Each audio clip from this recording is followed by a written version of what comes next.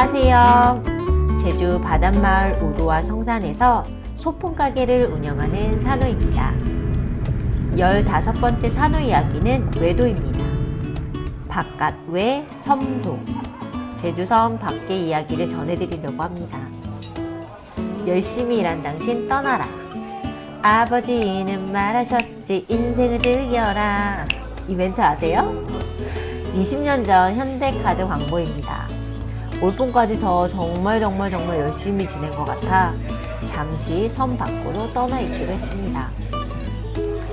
지난 겨울부터 지금까지 가파도 일에 매진한 오행과 함께 아무것도 하지 않기로 하고 단양으로 쉬러 갔어요. 단양 구경시장에 가서 단양 특산물 마늘과 인삼으로 만든 만두도 먹고 흑마늘로 양념된 닭강정도 먹었어요. 단양에 갔으니 쏘가리 매운탕도 빼놓지 않고 먹고 왔습니다. 식사 후에는 도담 상봉도 갔었는데 북적이는 사람 소리만 없었다면 신선히 머물다 갔을 것 같은 아주 평온한 풍경이어서 진짜 멋지더라고요. 또 단양을 한눈에 바라볼 수 있는 높은 산봉우리에 올라 패러글라이딩 하는 모습도 봤어요. 제 버킷리스트 중에 하나인데 단양에 있는지 몰랐거든요. 계획 없이 온 곳이어서 다음에는 작정하고 와서 꼭 타보려고 합니다. 굽이치는 강줄기와 높은 산봉우리를 바라보며 하강할 때 어떤 기분일지 궁금합니다. 오래전 번지점프도 해봤는데 뛰어내린 뒤에 기억이 없더라고요. 호기롭게 뛰었지만 엄청 무서웠나봐요. 패러글라이딩 할 때는 정신 똑띠 차려 멋진 풍경 잘 기억해보려고 합니다. 마지막으로 간 곳은 단양강을 따라 걷는 잔돗길입니다. 절벽에 설치된 나무 데크 위를 걷는데 발 아래 강이 훤히 보이고 가끔 삐걱거리는 소리도 들려서 스릴 넘치는 시간이었어요. 2박 3일이었지만 하루 같았던 단양 여행을 마치고 제주도 일상으로 복귀합니다. 4월 중순을 지나니 우도의 청보리가 황금보리로 바뀌고 있는 중이었어요. 짧은 봄이 아쉽긴 하지만 이렇게 멋진 풍경을 볼 수 있는 곳에 살고 있어서 행복합니다.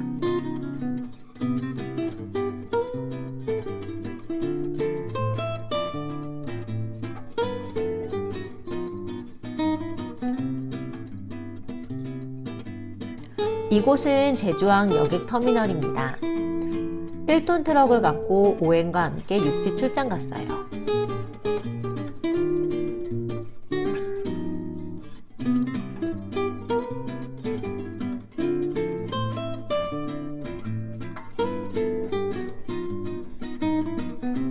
자차로 여행하는 관광객도 있지만 트럭 운전하시는 분들도 많이 이용하는 교통수단이에요. 엄청 큰 배라서 5톤 트럭도 싣고 갑니다.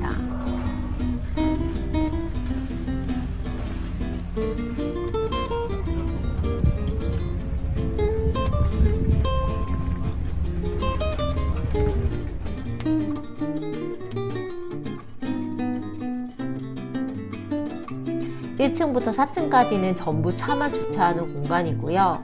5층부터는 탑승객이 이용할 수 있는 공간이에요.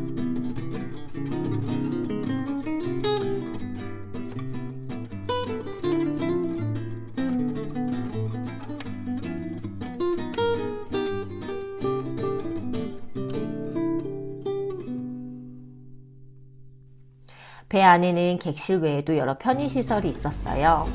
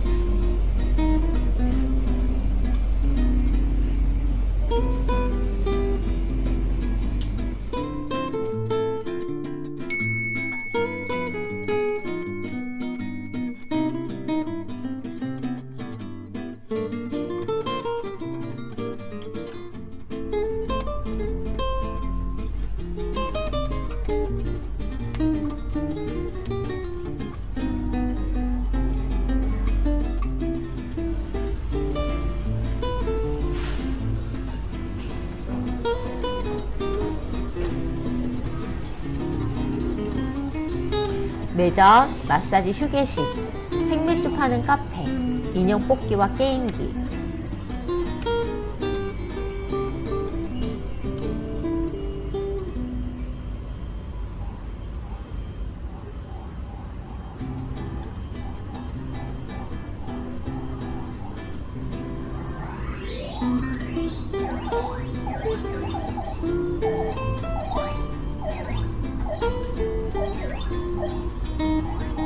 그리고 코인 노래방까지 있더라고요. 배가 커서인지 다채로운 시설이 있는 것 같아요. 가야동화동화 승객기사는 거기 지정이 점수 지정된 페이지에 들어가시기 바랍니다. 의미다역야동화 승객기사는 외부 앞으로 페이지에서 안전상을 백지하시고 강풍기로 제시에는 갑판지대 가져가시기 바랍니다. 해당 세율 기상 행동여행 및 콘셉트 소개법은 아름다운 일몰을 보며 제주항을 출발하여 약 3시간 후에 완도에 도착했습니다. 도착하고 보니 제주와 완도 두 도시의 항구 모습이 비슷한 것 같더라고요. 이번 출장은 마산, 남원, 서울, 인천, 남양주, 육지를 관통하는 엄청나게 긴 여정이어서 이동이 90%인 출장이었습니다. 별다른 이벤트 없이 출장은 끝.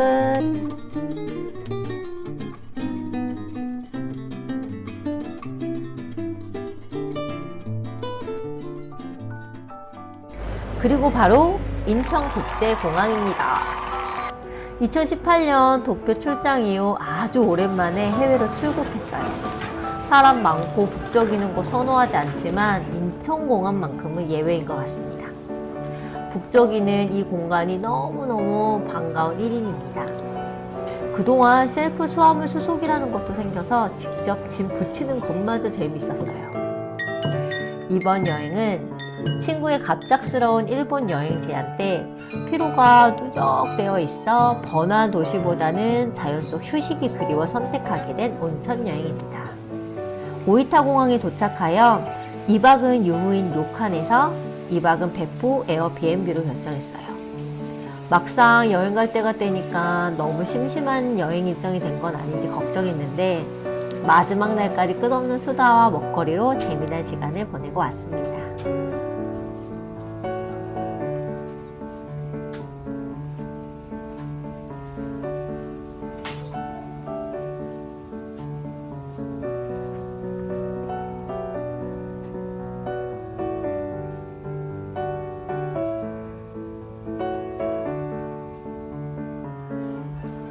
여자 셋 여행은 처음이라 불편한 거 없이 편한 여행이 될 수 있을지 궁금했는데 셋 모두 산책 좋아하고 음식 안 가리고 음주감을 좋아해서 4박 5일이 어찌나 빨리 가던지 마지막 날 정말 아쉬웠어요.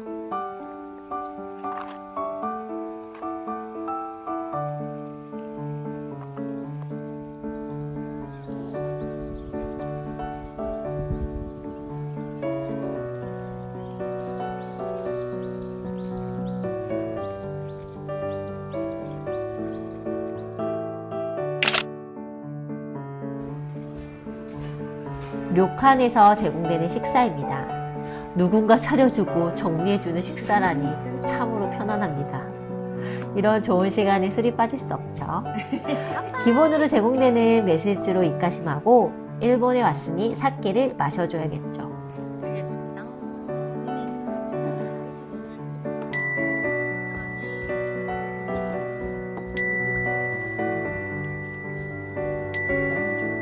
사케 한 병으로는 부족해서 다시 편의점으로 향합니다. 일본 여행에서 빠질 수 없는 편의점 쇼핑. 1일 2편의점은 해야죠. 읽지 못하는 문자가 가득하니 해외여행 온 거 맞습니다. 하루 5끼 먹어야 한다고 했는데 가츠산도도 맛도 못 봤고 삼각김밥은 한 개도 못 먹어봐서 지금까지도 너무 아쉬워요.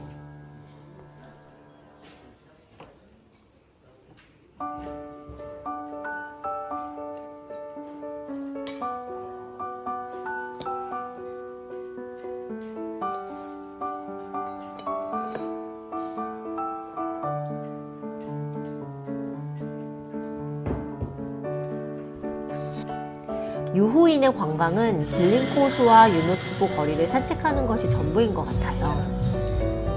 요술콩과 탄산이와 함께 현지에서만 먹어볼 수 있는 음식들을 구경하며 달콤한 시간을 보냈습니다. 유노츠보 거리를 산책하며 먹었던 간식 중 가장 맛났던 건 미르히 푸딩과 표고버섯 치즈구이였어요.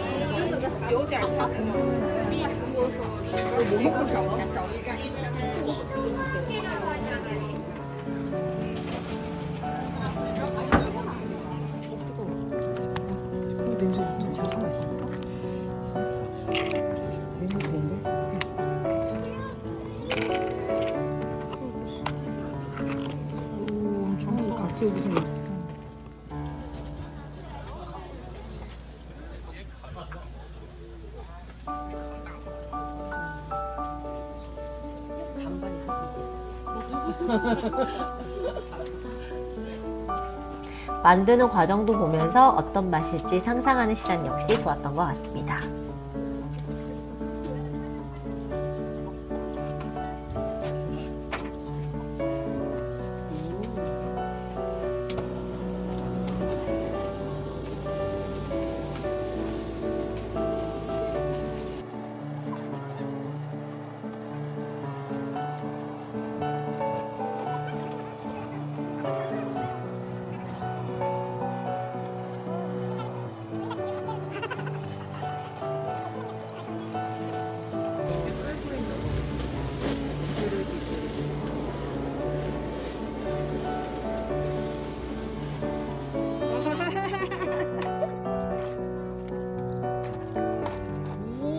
제주 바닷마을 소품가게 운영자인지라 일본의 소품가게들의 제품 구성과 패키지를 유심히 보게 되더라고요.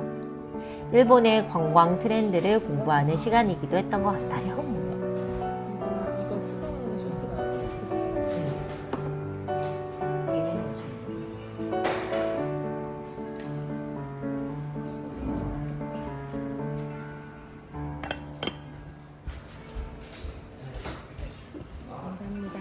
얼음물이랑 티슈 좀 주시겠어요? 어렸을 때 사용하던 회수권 같은 버스 승차권을 받아 베프로 가서 도착하자마자 현지 음식을 먹었어요. 셋 모두 제의가 아니라 도착한 곳에서 구글맵 켜고 영업 중으로 필터 설정해서 결정과 리뷰를 참고해서 밥을 먹었어요. 돌이켜보니 식당과 카페 모두 예약하거나 미리 계획해서 찾아간 곳은 단 한 곳도 없었던 것 같아요.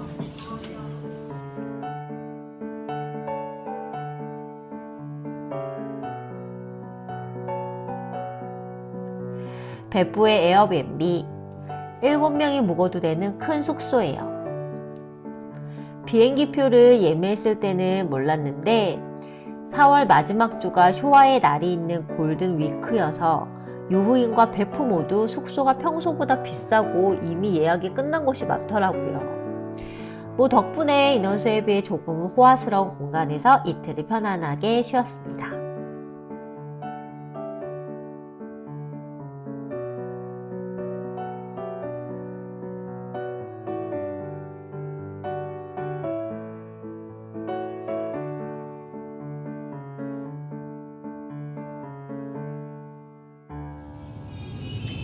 에어비앤비 장점이 조리가 가능하다는 점이잖아요. 유일하게 출국 전부터 계획했던 일은 숙소에서 소고기를 구워 먹는 거였습니다. 동네 큰 마트를 찾아 쇼핑. 일본의 주류세는 한국보다 낮아 요술콩을 술 코너에서 벗어나고 있지를 못해요. 저 역시 마찬가지였습니다.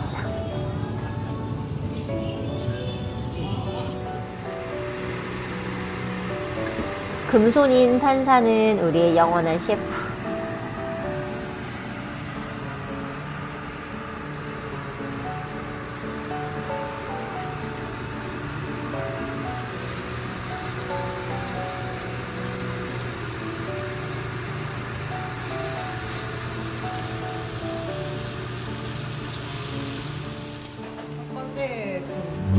맛나게 구워준 고기에 이번에는 레드와인으로 배포의 첫날을 적셔봅니다.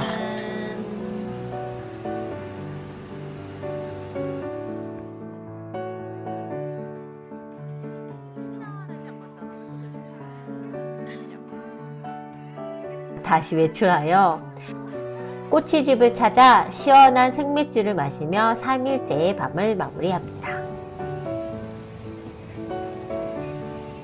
배포에 왔으면 7개의 온천을 순례하는 지옥 순례가 있지만 저희는 소박하게 우미지옥에만 다녀왔어요.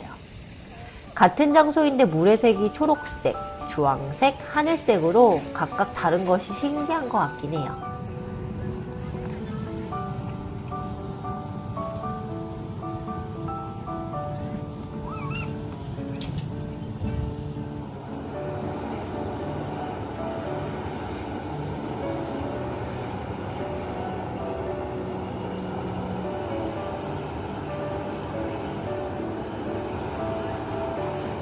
이곳은 전신 온천하는 곳은 없고 조경만 가능해서 가뿐 발가락 힘대결을 하며 까르르 까르르 실없이 웃고 왔습니다. 짧은 관광을 마치고 숙소 근방 배포역으로 돌아와 첫 끼를 먹었어요. 오, 나 실물을 영접했어. 일본 애니메이션에 자주 등장한다는 나폴리탄을 보고 신이 난 탄산이의 육성입니다. 밥 먹으려고 들어왔는데 알고 보니 이곳은 밥집이 아니라 술집이었더라고요. 남메쿠 돈키호테에서 쇼핑하고 숙소 앞 오뎅바를 찾았어요. 전날에도 갔었는데 만석으로 못 들어가고 오늘에야 입장합니다. 저는 이곳에서 인생물을 만났고 요술콩은 인생 곤약면을, 탄산이는 인생 두부를 만났습니다. 알고 보니 현지인 맛집이고 한국인 사이에서도 소문난 오뎅바 후쿠야였어요.